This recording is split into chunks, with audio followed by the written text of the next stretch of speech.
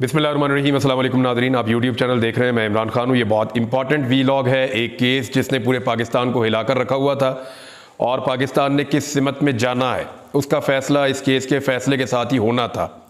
मखसूस नशिस्तों का केस था और इसमें पाकिस्तान तहरीक इंसाफ को कामयाबी मिल गई है। एक्चुअली हुआ क्या है, कौन से अहम नुकात अब तक सामने आए हैं और इसके नतीजे में अब क्या होने जा रहा है पाकिस्तान की पॉलिटिक्स में, ये सारा कुछ मैं आपके सामने रख देता हूँ। एक तो ये हुआ कि जो मखसूस नशिस्तें बहुत बड़ी तादाद में माल गनीमत के तौर पे या लूट के माल के तौर पे बांट दी गई थी मुस्लिम लीग नून में, पीपल्स पार्टी में, फजलुर रहमान साहब की पार्टी में, गालिबन ANP भी इससे मुस्तफ़ीद हुई थी और MQM भी जो सीटें उनको मिली थी मखसूस और ख़ास तौर पे ख़वातीन की मखसूस नशिस्तें और उसके अलावा उनको कुछ मिली थी अक़लियती नशिस्तें भी, वो सारी उनसे वापस हो गई हैं। यानी वो फैसला इलेक्शन कमीशन ऑफ पाकिस्तान का सुप्रीम कोर्ट ऑफ पाकिस्तान के फुल कोर्ट ने यानी तमाम जजेस ने बैठकर 13 जजेस ने उसको कलअदम करार दे दिया है और वो फैसला गलत करार दिया गया इलेक्शन कमीशन ऑफ पाकिस्तान का और ये नशिस्तें पाकिस्तान तहरीक इंसाफ को मिलेंगी, सुन्नी इत्तेहाद कौंसिल को नहीं मिलेंगी। दो वकला थे, फैसल सिद्दीकी और सलमान अकरम राजा।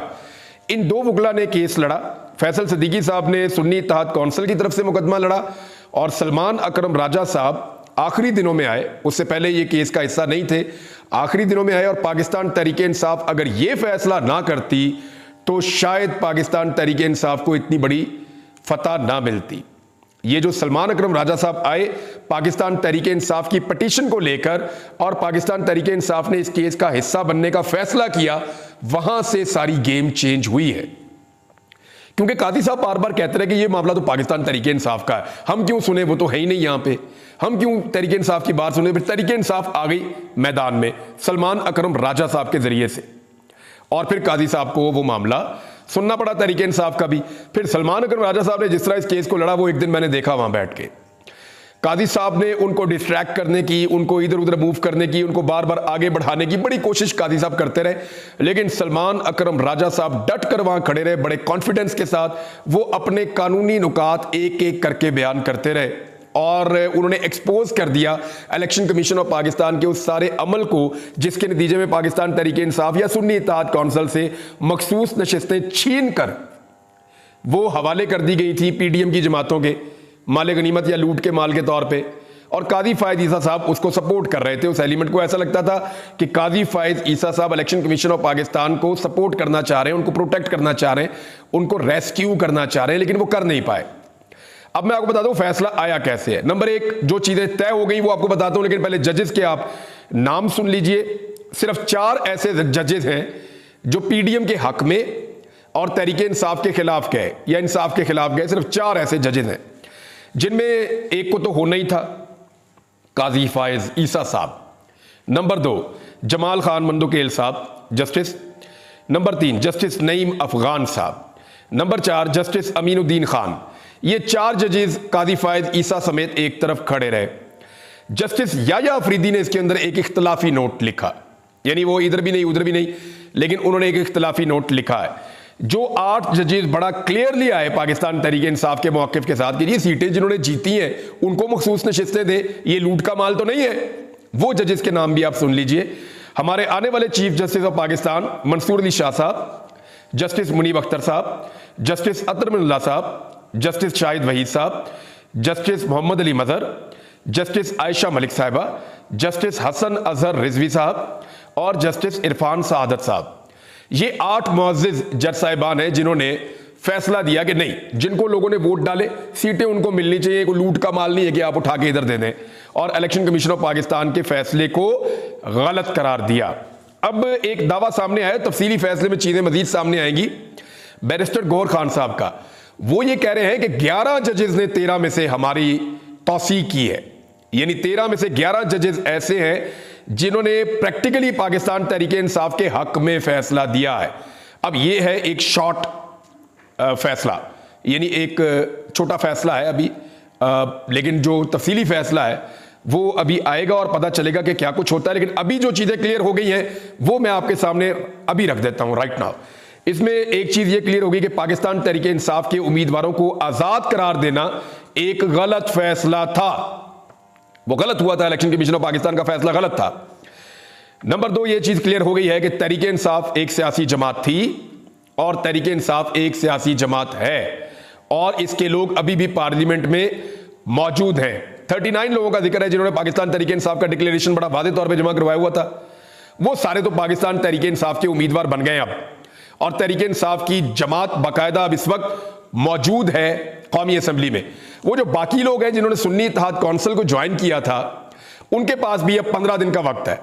जो मेरी 2-3 लोगों से बात हुई है जो वहां पे अदालत में मौजूद थे, जिनमें सहाफ़ी भी है, उन्होंने बड़ा क्लियरली कहा कि जो बाकी लोग हैं, यानी 82 की तादाद हो जाएगी, वो जो बाकी लोग हैं उनके पास अब ये इख्तियार मौजूद है कि वो पाकिस्तान तहरीक इंसाफ को ज्वाइन कर ले। उनके पास भी 15 दिन का वक्त है। अब उनके पीछे भागदौड़ शुरू होगी दोबारा से। जैसे पहले बंदे उठाए जाते थे, जुल्म और ज्यादती होती थी, बंदे तोड़ने का अमल जारी रहता था, एनू फड़ लो, उनू फड़ लो, उसको उठा लो, उसके घर वालों को उठा लो, उसको लालच दे दो, उसको पैसा दे दो, उसको वजारत दे दो। ये बंदर बाट आपको शायद आने वाले दिनों में दोबारा नजर आ जाए, क्योंकि मुझे नहीं लगता कि निजाम के अंदर इतनी अकल और इतना शऊर है कि वो अब इस दीवार पे लिखी हुई शिकस्त को पढ़े। जो लोग 8 फरवरी को दीवार के ऊपर लिखी हुई शिकस्त को नहीं पढ़ पाए, जिन्हें वो शिकस्त नजर नहीं आई, उनको ये शिकस्त कहां नजर आएगी। लेकिन पाकिस्तान तहरीक इंसाफ के ज्यादातर लोग जो है वो पाकिस्तान तहरीक इंसाफ को ही ज्वाइन करेंगे। तो ये 82 है नंबर्स में, और एक तो ये चीज बड़ा क्लियर हो गया। अच्छा, एक चीज और क्लियर होगी कि तहरीक इंसाफ के पास ही हक है कि वो मखसूस नशिस्तों को हासिल करे। यानी ये तहरीक इंसाफ को मिलेंगी खैबर पख्तूनख्वा में भी, ये वफाकी हुकूमत में इधर इस्लामाबाद में भी, MNAs की भी, और इसके अलावा जो सिंध में या बलूचिस्तान जहां जहां पे हैं वो सारी मिलेंगी पाकिस्तान तहरीक इंसाफ को। एक और चीज है कि ये जो फैसला था, इस फैसले ने एक और बात जो है वो बड़ी क्लियर कर दी है कि मखसूस नशिस्तें Noon league, people's party, MQM, Fazlur Rehman और दीगर को देना एक गलत फैसला था। फिर तमाम 13 जजेस ने, मैं आपको दोबारा दोहरा रहा हूं कि तमाम के तमाम 13 जजेस ने इलेक्शन कमीशन ऑफ पाकिस्तान के इकदामात को गलत करार दिया। इस फैसले में इलेक्शन कमीशन ऑफ पाकिस्तान ने जो भी किया, तमाम 13 जजेस ने उसको गलत करार दिया, और ये इलेक्शन अब मुतनाज़े हो गया। कैसे, मैं आपको आगे चल के बताता हूं। और इसके बाद जो है वो नजरिया जरूरत आपके सामने दफन हो गया है, और इलेक्शन कमीशन ऑफ पाकिस्तान के जो अरकान है, खास तौर पे चीफ इलेक्शन कमिश्नर के खिलाफ एक रेफरेंस दायर करने का सुनहरी मौका है पाकिस्तान तहरीक इंसाफ के पास कि वो फौरी तौर पे रेफरेंस दायर करे। और काजी फायज ईसा साहब का जो 13 जनवरी वाला फैसला था, बल्ले का निशान छीनने वाला, उसको भी गलत करार दिया गया है जजेस की जानिब से।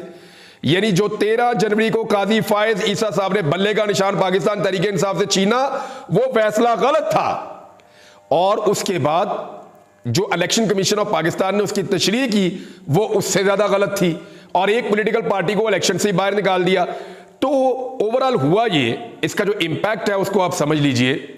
हुआ ये कि 8 फरवरी 2024 का इलेक्शन अमली तौर पे फारिग हो चुका है। इस वक्त जो लोग हुकूमत में बैठे हुए हैं वो अमली तौर पे फारिग हो चुके हैं। पाकिस्तान तहरीक इंसाफ इस वक्त पार्लियामेंट की सबसे बड़ी अक्सरियती जमात बन चुकी है, और 8 फरवरी के इंतखाबात के अंदर इलेक्शन कमीशन ऑफ पाकिस्तान, इनको तो जेल में डालना चाहिए, इनको तो गद्दारी के मुकदमे डाल के इनको सजा देनी चाहिए कि इन्होंने ना सिर्फ एक पॉलिटिकल पार्टी जिसके पास सबसे ज्यादा वोटर थे, जिन्होंने पाकिस्तान में सबसे ज्यादा वोट लिए हैं और वो आज अक्सरियती पार्टी है, उन सारों को आजाद कर दिया और आजाद हैसियत के अंदर उनको जलील और रुस्वा कर दिया। फिर उनके बंदे तोड़ तोड़ के कोई इस जमात में, कोई इस जमात में, कोई इस जमात में शामिल करते रहे। अब कई ऐसे लोग हैं जो पाकिस्तान तहरीक इंसाफ के हमायत याफ्ता उम्मीदवार बन के इलेक्शन लड़े और बाद में उन्होंने नून लीग या IPP को ज्वाइन कर लिया। अब सवाल यह है कि उनका मुस्तकबिल क्या होगा। उनके साथ भी बहुत बुरी होने लगी है। सिर्फ अगर उन्होंने डिक्लेरेशन दिया हुआ है और वो उस लिस्ट के अंदर शामिल है, तो फिर याद रखिएगा पाकिस्तान तहरीक इंसाफ डिफेक्शन क्लॉज लगा के उनको उड़ा देगी और उन हलकों में दोबारा इलेक्शन होंगे और तहरीक इंसाफ के उम्मीदवार आ जाएंगे।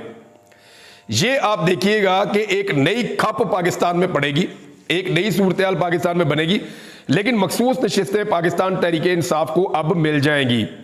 इसमें कुछ मुतालबात सामने आ रहे हैं। एक तो काजी फायद ईसा साहब ने जो फैसला दिया उसके नतीजे में एक पूरा का पूरा इलेक्शन मुतनाज़े हो गया और काजी फायद ईसा साहब अपनी ही कोर्ट की हमायत खो बैठे हैं, वो अकलियत में चले गए हैं। तो ऐसी सूरत में क्या उनको रिजाइन नहीं कर देना चाहिए?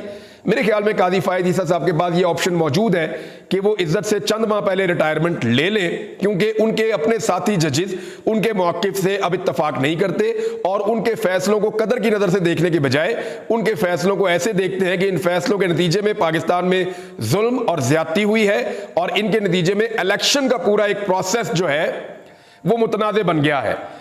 इसके अलावा जो है चीफ इलेक्शन कमिश्नर को फौरी तौर पे रिजाइन करना चाहिए और पाकिस्तान तहरीक इंसाफ को इसके लिए मुतालबा भी करना चाहिए। इमरान खान साहब को यह खबर पहुंचाई गई जेल में और ज़राए के मुताबिक जब इमरान खान साहब को यह बताया गया कि जनाब मखसूस नशिस्तों का जो फैसला है वो सुन्नी इत्तेहाद कौंसिल भी नहीं बल्कि पाकिस्तान तहरीक इंसाफ के हक में आ गया है, तो इमरान खान साहब ने उस पर कहा कि अल्लाह अल हक है। ये बात आप अक्सर उनके मुंह से सुनते हैं, कोई पुराना क्लिप निकाल के आप चला भी सकते हैं, सुन भी सकते हैं, लेकिन इमरान खान साहब ने कहा कि अल्लाह अल हक है।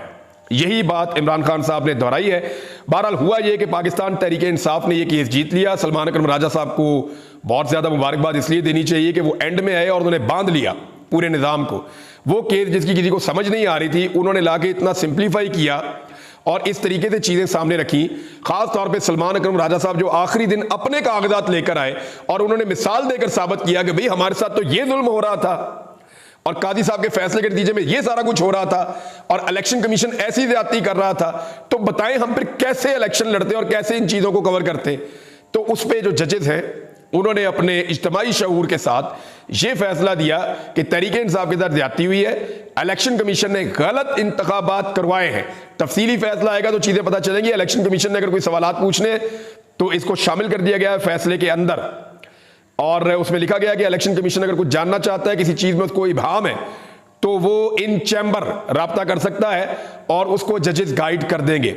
अब 15 दिन का वक्त है, 15 दिन के अंदर जो है पाकिस्तान तहरीक इंसाफ ने अपनी मखसूस जो नशिस्तें उनकी लिस्ट भी देनी है और इसी टाइम के अंदर जो पाकिस्तान तहरीक इंसाफ के आज़ाद उम्मीदवार हैं वो तहरीक इंसाफ को ज्वाइन भी कर लेंगे और 82 की तादाद हो जाएगी। 1 2 4 अगर लोग इधर उधर भाग भी जाएं, कुछ गद्दारी भी कर जाएं, लेकिन इसके बावजूद तहरीक इंसाफ पार्लियामेंट की सबसे बड़ी जमात बन जाएगी। अब होने क्या वाला है, ख्वाजा आसिफ साहब तैयारी कीजिए, रेहाना डार साहिबा आ रही हैं असेंबली में। आप उनका मुकाबला मैदान में तो कर नहीं सके, ये छोटे से ऐवान में क्या करेंगे। इतने खुले मैदान में उन्होंने आपको भागने की जगह नहीं दी, ये इतने से ऐवान के अंदर वो आपको भागने देंगी। तो ख्वाजा साहब आपका बुरा वक्त शुरू हो रहा है। नवाज शरीफ साहब आप तो असेंबली में वैसे ही नहीं आते, लेकिन आप कोशिश कीजिए कि आप यास्मीन राशिद का सामना उस हल्के में तो नहीं कर पाए जहां से आप शुरू से जीतते चले आ रहे हैं। वहां यास्मीन राशिद ने आपको इबरतनाक शिकस्त दी है। मियां साहब यास्मीन राशिद का सामना करने के लिए कौमी असेंबली में तैयार हो जाइए। मरियम नवाज साहिबा, जिस औरत से आप सबसे ज्यादा डरती हैं, जिस लड़की से आपको खौफ आता है और बहुत ज्यादा खौफ आता है, सनम जावेद, जिसको आप निशाने इबरत बनाना चाहती हैं, तैयारी पकड़िए। वो सूबाई असेंबली में आपको चैलेंज करने के लिए आ रही है।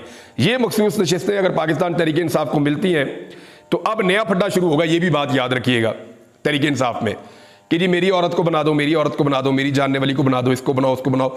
मेरे ख्याल में तहरीक इंसाफ को उन खवातीन को प्रायोरिटी देनी चाहिए और उन खवातीन को असेंबलियों के अंदर लेके आना चाहिए जो पढ़ी लिखी हैं, नंबर 1, जो बात करना जानती हैं डट कर, नंबर 3, जिन्होंने सख्ती और फस्तायत बर्दाश्त की और इमरान खान के मौक़िफ़ को नहीं छोड़ा और डट कर इमरान खान के साथ खड़ी रही।